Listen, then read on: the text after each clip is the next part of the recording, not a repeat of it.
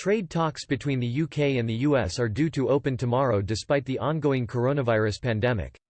Ministers are hoping that the talks will give Britain some useful leverage against the EU as the two sides aim to draw up a Brexit deal before the end of 2020.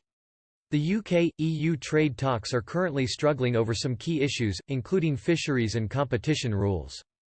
The Tuesday negotiations will see International Trade Secretary Liz Truss and U.S. Trade Representative Robert Lighthizer meet via video call, while around 100 officials listen in from both countries.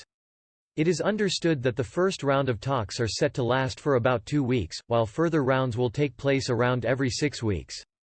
Truss has said that a trade deal between the UK and the US was essential to help lighten the economic toll of the COVID-19 outbreak. But she has also stated that she would drive a hard bargain with officials in Washington. According to the Department for International Trade (DIT), total trade between the US and the UK was valued at over £220 billion last year. In addition, the US was the recipient of nearly 20% of all UK exports. In a document released at the beginning of March, the DIT said, removing trade barriers with the US could deliver huge gains, especially for the 30,000 small and medium-sized enterprises (SMEs) across the UK already trading with the US and open to opportunities to others. For example, the US currently levies £451 million in tariffs on UK exports each year. The document adds that any trade agreement between the UK and the US would be geared towards fields such as global data flows and artificial intelligence. But other industries, such as food processing and car manufacturing, could also benefit. The DIT has also addressed concerns surrounding the future of the NHS as a result of a trade deal with the US. The department echoed sentiments made by Boris Johnson in the run-up to the general election late last year, that the NHS will not be on the table. It comes after claims made by then Labour leader Jeremy Corbyn to the contrary, according to an alleged document showing initial trade talks had already taken place. The Conservative manifesto denied the claims.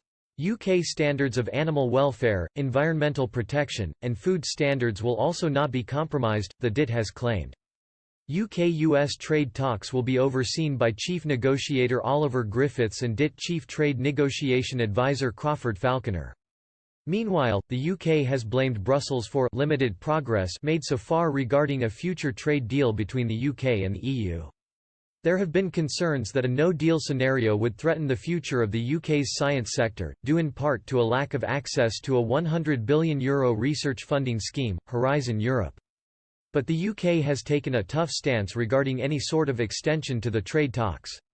The Prime Minister's spokesman said last month, "We will not ask to extend the transition. And, if the EU asks, we will say no. It would also keep us bound by EU legislation at a point when we need legislative and economic flexibility to manage the UK response to the coronavirus pandemic."